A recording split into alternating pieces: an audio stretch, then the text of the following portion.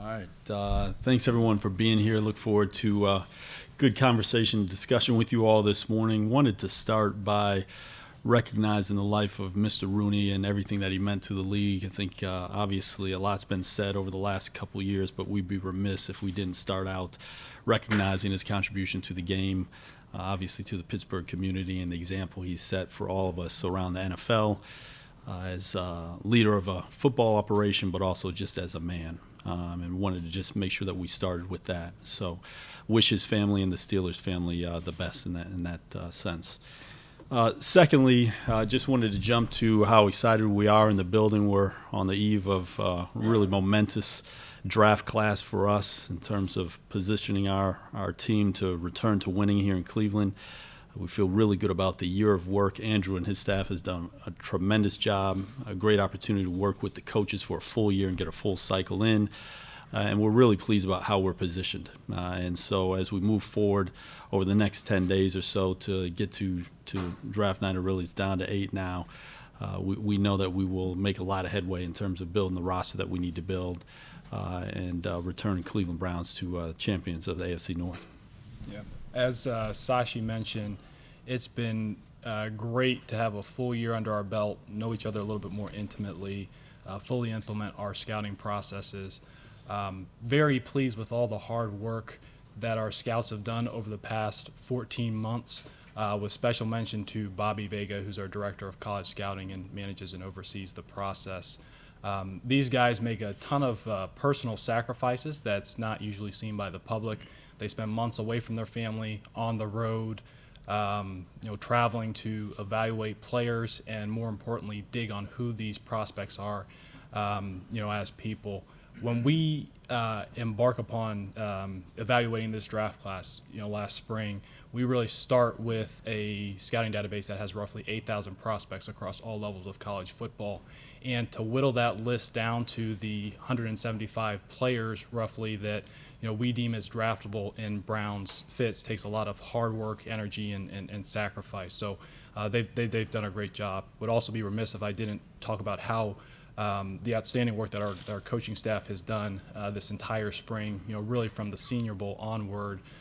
Greg and his staff came in, really hit the ground running, fit in seamlessly with the process, and they've been able to add additional and outstanding insight. So we're very pleased with the level of collaboration and alignment with the entire process. Feel very, very prepared for next week, and we're excited to add talent to the roster.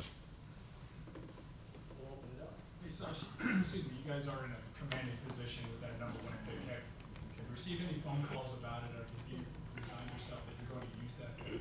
We have received calls. We haven't resigned ourselves one way or the other. We feel really good about picking at 1, and I'd leave it at that. You know who you're going to take? Oh, stay tuned next Thursday. Stay tuned next Thursday. I knew you were going to ask that, Pat. I'm sure there's been some strong debate and lively discussion about what to do with that pick. Is there unanimity now, though, in the building as to who you want? So, not going to get into our internal discussions, but we have, even if we all agree, on a particular player or decision, we constantly are pushing each other to think about what we're not thinking about. The last thing, our job really isn't to agree. Our job is to get decisions right. And so when we go through our processes, we actually force ourselves not to get to a point where we're just agreeing on everything. So certainly we try to actually facilitate that type of environment. Will Brock asked whether to be here for training camp? Yeah, we expect Brock to be here. He's done a good job coming in the first couple of days. Positive young man who's got some ability and talent, and we look forward to him, trying to establish himself here and have a chance to compete to be starting quarterback. Sashi, there was a report by Adam Schefter about a week ago where he said you guys were split in the organization between Myles Garrett and Mitch Trubisky. What's your take on that? We don't comment on all the rumors. I mean, we're in the number 1 slot in the NFL draft. There's a ton of interest and popularity, Mary Kay, and we just know that's what comes with the territory. I mean, last year we were sitting here and We were watching LA have to answer questions about golf or Wentz and who were they taking and who wanted who in their building. It's just part of the territory. So we don't get flustered by it. We keep moving and understand it comes with the territory, as I said.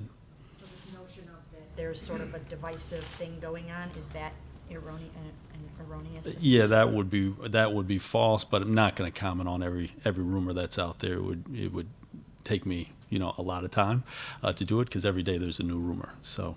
Sashi, I get that you're not going to announce who you're going to pick if you stay number one.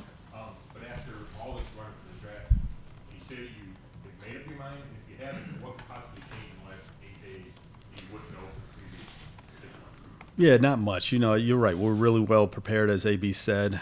We've had a lot of good discussions. And I think what happens now is you just understand kind of what all the options are. And we never take anything off the table.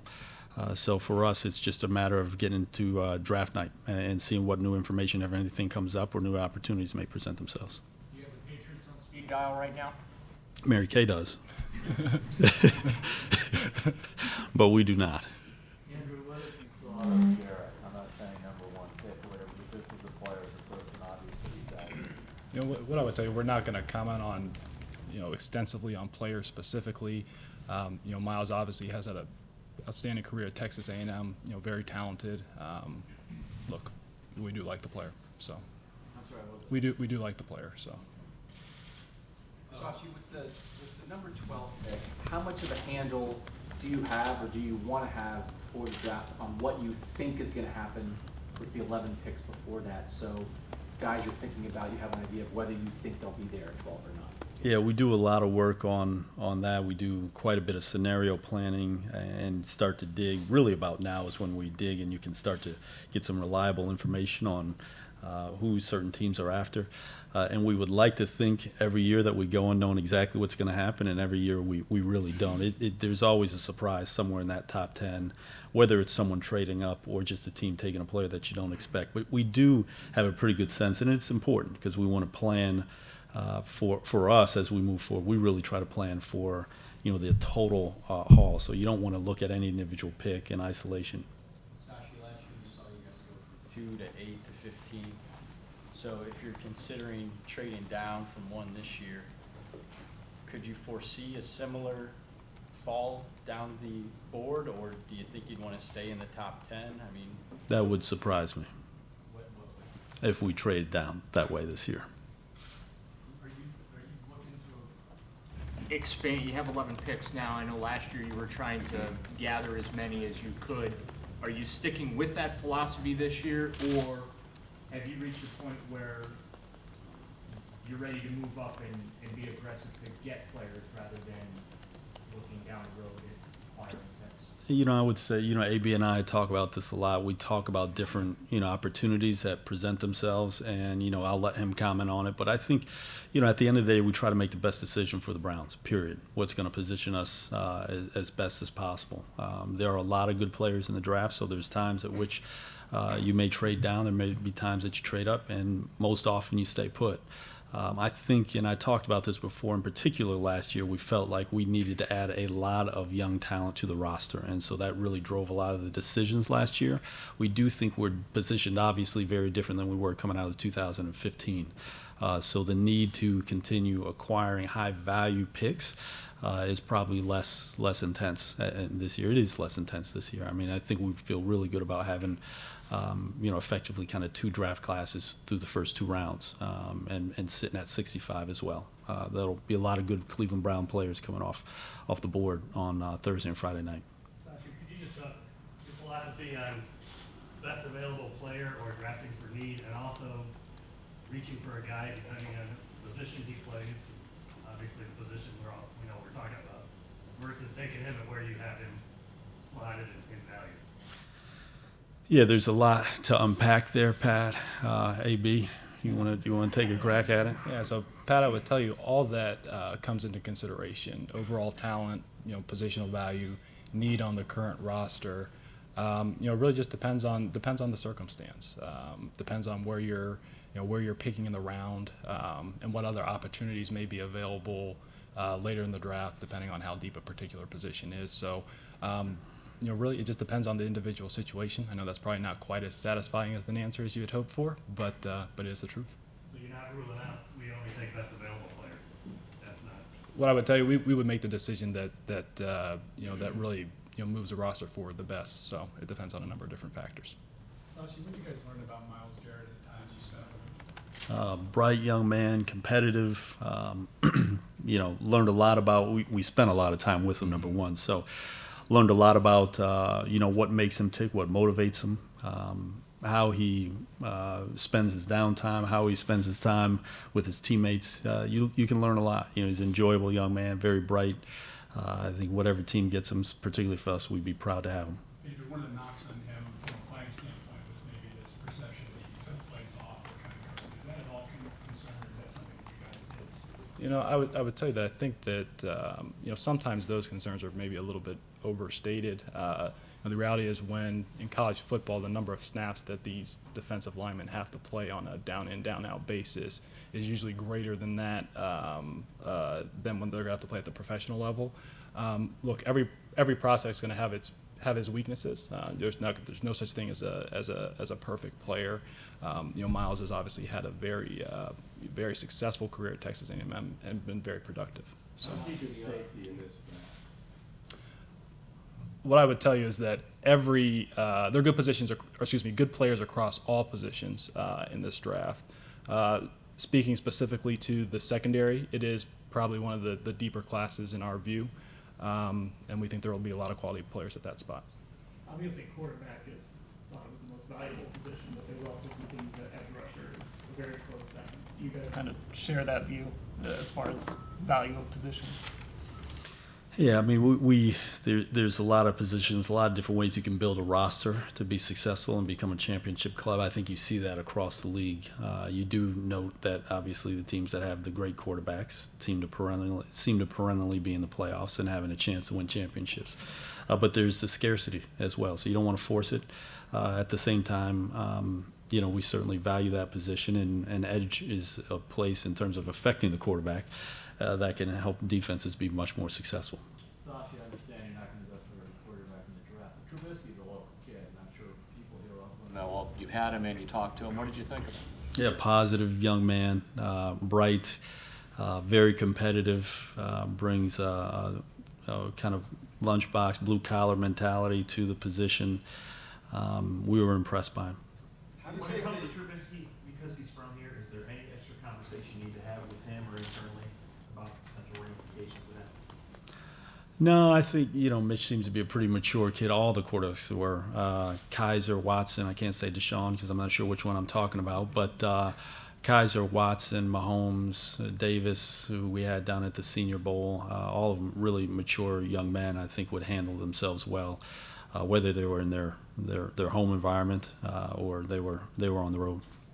Sashi, there seems to be a new narrative about Joe Mixon today, that there was another incident back in his high school days. You're probably already aware of it, but my question is he on your draft board? Is he draftable? Yeah, we wouldn't comment on our draft board and not really going to spend much time on any individual prospects, but I know I can appreciate why you asked the question. Sashi, at the league meetings last month, you mentioned that there were still a number of guys under consideration for you at number one. I mean, do you still feel like that's the case? I mean, is it legit that you are still considering several guys, or have you kind of honed in on one at this point? We've narrowed it down. Yeah, we feel good about where we are. Sashi, you guys have obviously talked a lot about having the full year to prepare for this draft as opposed to a year ago, but can you quantify that any more at all of how much more prepared you feel, how much better you think this draft could go for the Browns just because you have this much time to prepare instead of just a couple months? Yeah, so we really have already started on the 2018 draft. At some of the pro days, our scouts go out and start gathering information on some of the underclassmen. So you can imagine when Hugh and I were put in position here, and then AB joins us after the Senior Bowl, how much of an abbreviated period there is in terms of being able to be prepared and get to, draft night. It's a true sprint. It's about 100 days that you have once you hire your head coach to be ready. And I feel for all the teams out there that had changes this year, and GMs or coaches or both, which is what we had. So we have just an infinitely more time, understand our system, understand each other, understand the draft prospects, dig on them. But we rely very heavily. We felt good about last year. We'll feel better about this year just because we have had more time to prepare and work with our entire scouting staff and coaching staff throughout the year. You guys, actually, I don't know if you've even commented a lot since you did sign Zeitler and Treater. Could you talk about discuss how the signings of those free agents and impact kind of how you view the draft and the roster together? Yeah, going back to kind of, I think it's Pat's question earlier, just in terms of, positional value and then, best player versus need. We certainly take into consideration there are some good interior linemen in this draft. That may be a little less important to us at this point with JC and John and obviously Joel and Kevin, in the mix, as well as some of the other young guys that are going to come in and participate with us. So it's certainly a factor. We feel good about where our offensive line sits, but we wouldn't hesitate to take a quality offensive lineman that we feel like can help us. Sashi, is there any competitive advantage or disadvantage to announce your pick before and sign him before? You never know what's going to happen when you're on the clock, but if I don't think we'll get to the point. In fact, I can tell you we were not going to get to a point where we announce it before the pick. We just wouldn't do it. So, it's as simple as I can state it. I think you said it was a momentous draft. Do you consider it like a make or break draft for the franchise? And how much pressure do you feel in year 2 to get it right and make giant leap? Yeah, I think we view every single decision, whether it's free agency, cutting the roster down, draft opportunities, as critical. This league is too competitive to waste opportunities. So every time we go into a draft, I think it's, for us, we view it as we put the pressure on ourselves regardless of what's going on outside. We think this is an important draft for us. We can get some players that can transform our franchise, and the way we're positioned, it's to some degree the volume of players that we feel like that can help us. We want to get those right. Is there any difference, I guess, because you have 112 and 33? I mean, that's not every year we have those kind of picks. That's right. So you want to have an impact. And again, the number of picks we have high in the draft, the way we've positioned ourselves, it makes it that much more important. Hey, Sashi, at the owners' meetings, Bruce Arians was talking about Trubisky, and he said, physically he's got everything you want, but it keeps bugging me that he didn't start for the last 3 years. Is that bugging you at all? Not going to comment on Mitch's history. We like we appreciate Bruce's expertise first. Let me say that. Certainly, I think you'd like to be able to look back on as many games as you can, and it's no mystery that Mitch hasn't played in a lot of them. So. There's a report that I'm looking at right now that you guys are trying to trade up to number 6 with the Jets. I know you can't answer that specifically, obviously, but how likely is it that you would be willing to or will trade up from number 12 to try to get presumably a quarterback? Wouldn't comment on any of those reports or, again, the rumors. I mean, again, it's going to be one every day. It was trade back, trade up, trade to 2. I've seen them all. Just not gonna comment on them.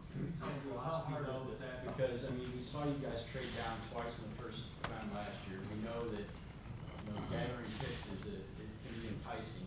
So, from a philosophical standpoint, would it be a real stretch for you guys to trade up in the first round, or is that totally, a possibility? No, we're open to it. I mean, generally we value picks. We think no matter how prepared you are, there's always a lot of uncertainty in the draft. Every team misses. We're not going to be different in that regard. We like young talent. We've said the draft is going to be the pipeline, so we don't want to get into a habit, Nate, of turning 2 picks into 1, so to speak.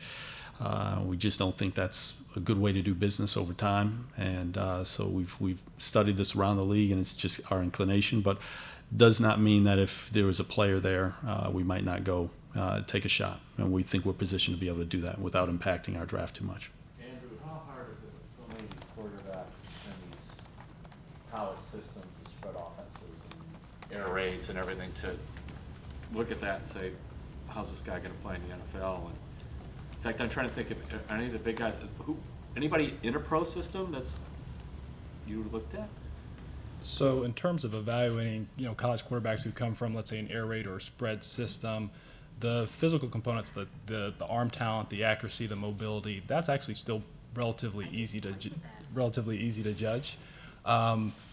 That's also why the spring is so important, because system's not necessarily as important as aptitude and football intelligence and ability to prepare and learn. For any college quarterback, it's going to be a pretty difficult transition to the NFL, regardless if they run a more, quote unquote, pro-style system or something that looks a lot different than your typical NFL offense. But if if the quarterback has the physical talent to produce, has the work ethic, has the preparation, and then most importantly has the aptitude, it may take them a little bit longer, but those guys typically do have success in the NFL. Has anybody been in a pro system? I'm sorry? Are any of these top guys in a pro system anywhere? So out of the guys that we're speaking about, all of them have pro concepts in their offenses. None of them perhaps play under center as frequently as you would see in the NFL game. Right. Wentz did last year. Right, correct. Sashi, I guess this applies most to the quarterback position, but for any position, how do you balance and what do you value in terms of a guy who you think could help more quickly versus a guy who might have a longer learning curve, not help right away, but maybe once he gets it, has a bigger upside down the road? Does this team need guys who can help right away, or can you take talented guys who might need some time? We can do both, and we'll have a mind to both. I think the guys that can come in and impact right away, typically are the guys you just have more certainty about. And so the two go hand in hand, but we do consider that, certainly. Do you have a plan? I mean, every time we do this, we get 20 questions about the quarterback and trying to upgrade that room. I don't expect you to reveal what it is, but do you go into this draft with a plan?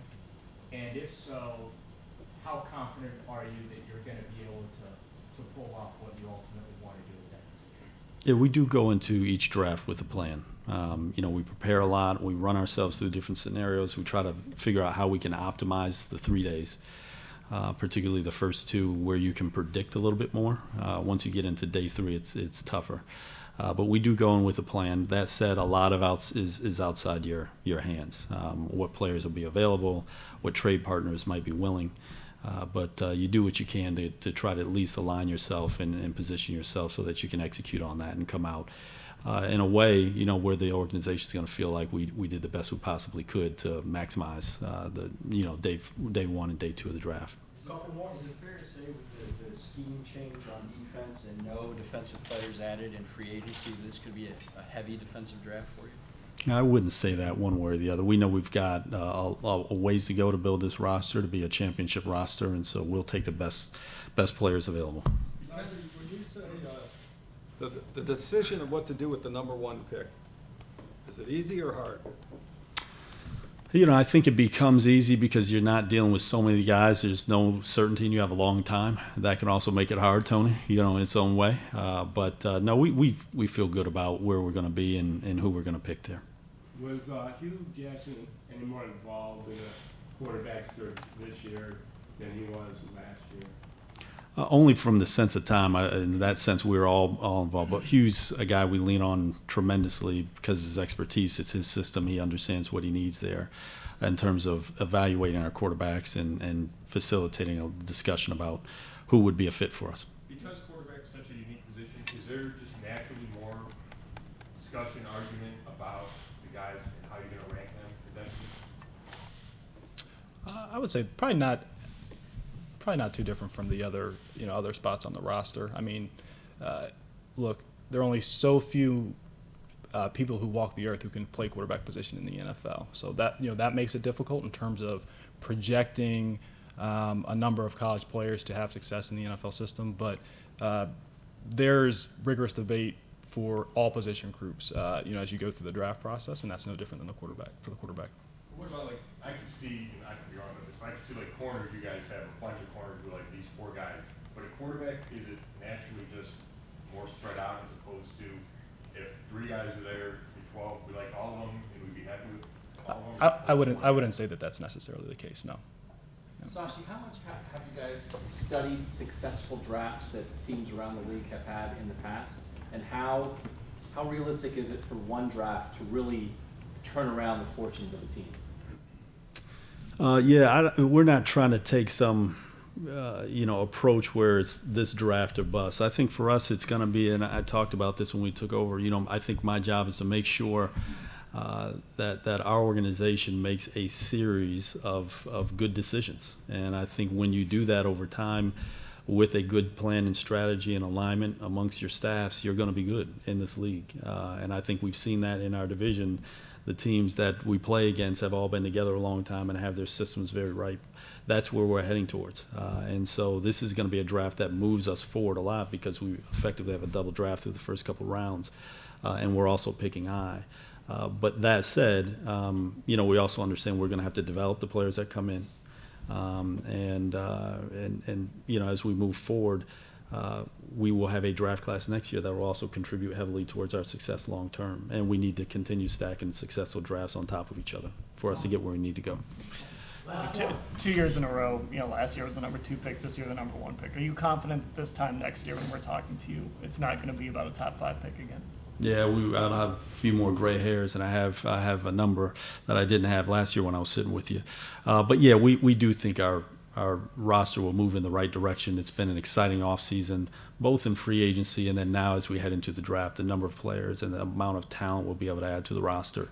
I think we're positioning this team to be young and good, and they'll be together for a long time. Do you envision trying to trade for a veteran quarterback on draft weekend? No.